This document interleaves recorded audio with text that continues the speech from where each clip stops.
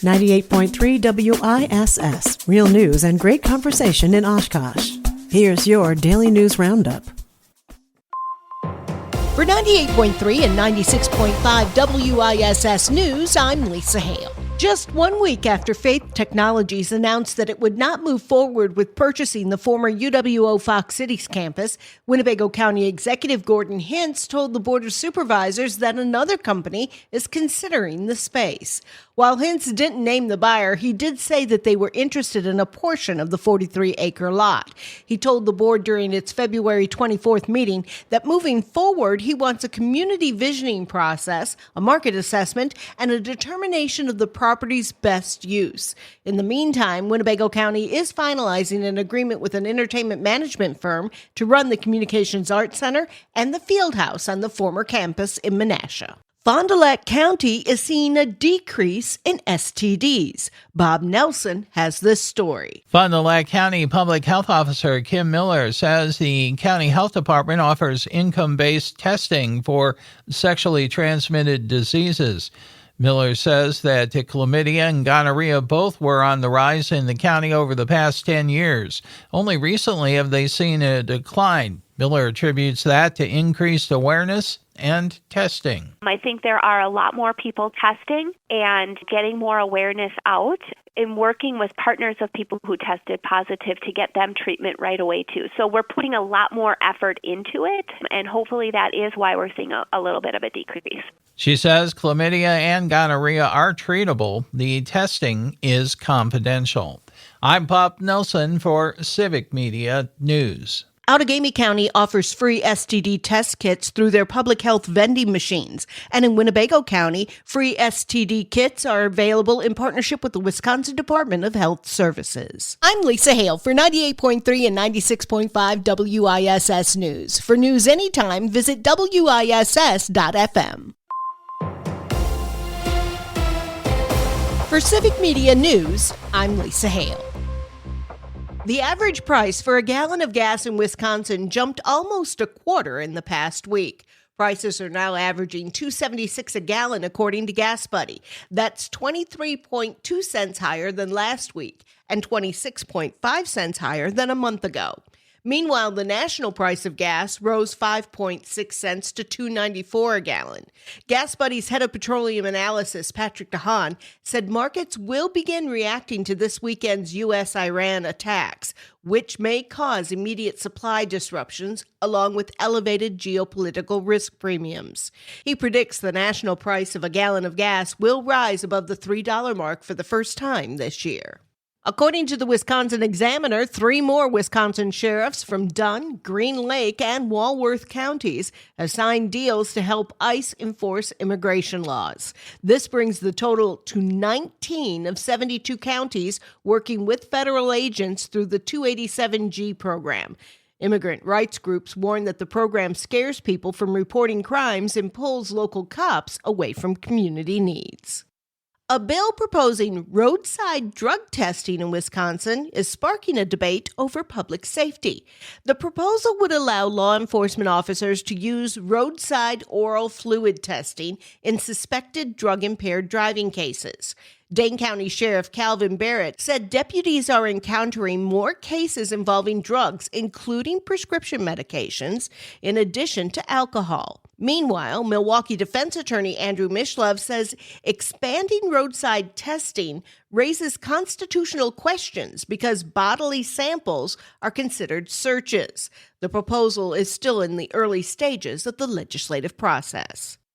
Farmers prepping to spread manure should check the runoff risk. Civic Media's James Kelly reports. With warmer weather on the horizon, the Wisconsin Department of Agriculture, Trade, and Consumer Protection is reminding farmers to check the runoff risk advisory forecast before spreading manure on their fields. According to a press release, the tool is meant to help farmers and anyone else applying manure to their fields with up-to-date information on weather and soil conditions to reduce the risk of manure runoff ending up in nearby waterways. It's updated multiple times each day and covers the state in roughly 1.5 square mile grids. A report released by the Alliance for the Great Lakes last year found that 90% of the nitrate contamination in the state is caused by agricultural runoff with things like manure, fertilizers, and other bio-waste. Nitrate exposure is linked to a number of negative health concerns, including cancer, and can contribute to toxic algae blooms in waterways. Residents can access the Runoff Risk Advisory forecast at runoffriskadvisory.wi.gov. For Civic Media News, I'm James Kelly. High school juniors interested in learning more about agriculture in the Badger State now have a new opportunity.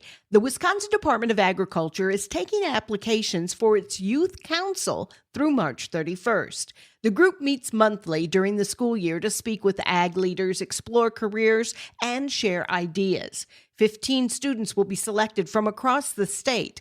Interested students can apply online at agyouthcouncil.wi.gov. Wisconsin goes up a notch on a list ranking the state and local tax burden for residents. Wisconsin now ranks 34th in the nation, up one spot from last year's ranking of 35th. A new report from the Wisconsin Policy Forum says taxes took up about 9.8% of personal income. That's a little less than the year before. The report also shows that the state's tax share is still about a percentage point below the national average. The Wisconsin Department of Natural Resources has released a Wisconsin food waste evaluation report. Civic Media's Melissa Kay breaks it down for us. It includes recommendations to reduce food waste going to landfills as part of a statewide goal to reduce per capita food waste disposal in landfills by 50% by 2030, compared to 2020 levels. Key findings of the report show that 88% of food waste going to Wisconsin landfills is from residential and food service sources, with residential contributing the largest share at 47%. Infrastructure for hauling food waste to destinations other than landfills will have to expand significantly to achieve the statewide food waste reduction goal. Of the 286 facilities licensed for composting in Wisconsin, just 30, or 10%, are approved to accept food waste. You can find more information on the DNR website. I'm Melissa Kay. Getting your degree in 3 years could be a possibility in the UW system. The Board of Regents considered revisions to a policy last week that would allow campuses to create bachelor's degrees that can be completed in 3 years. These degrees would typically require 90 credits instead of the standard 120 credits. These 3-year programs are on the rise nationwide. The State Journal reports that the Board of Regents will vote on the policy at a future meeting. Only one 4-year university in Wisconsin currently offers a reduced credit degree program. For Civic Media News, I'm Lisa Hale. For news anytime, visit our website at civicmedia.us. The Bucks slump continues. Hi, I'm Mike Clemens with Sports NBA. The Bucks lost at home to the Celtics by 27 points. The final, Boston 108, Milwaukee 81. Giannis back for the first time in 6 weeks. Feel good. Feel a little bit rusty, but always something new in my career. He played 25 minutes, scored 19 points. It's the Bucks and the Atlanta Hawks, 8:30 tomorrow night at Fiserv Forum. Baseball, Brewers with a day off before playing the Chicago Cubs tomorrow. 34-year-old Christian Yelich remembering the first time he met Ryan Braun after joining the Brewers. First or second day of spring training, coming here with the Brewers for the first time 9 years ago now, which I remember we were talking for a little while in the morning, like it was still dark outside and all that. We were both headed to wherever we were going. Obviously, it's been crazy 8 years here. First 8 years have been awesome. That we won a lot of games and been a part of some cool moments and some great teams, and looking forward to more. That's the Brewers' Christian Yelich with Sports. I'm Mike Clemens. Mostly cloudy today, but it will be warmer. Our high in the low to mid 40s here this afternoon. Tonight, partly cloudy with some fog by morning. Our low in the mid to upper 20s. That could cause the fog to frost the road, so be aware of that. Tomorrow, mostly sunny and warmer with a high right around 50. I'm meteorologist Sean Cable. That's your daily news roundup for 98.3 WISS in Oshkosh. Find more news anytime at WISS.FM. Subscribe to this podcast on Spotify, Apple, or wherever you find your podcasts.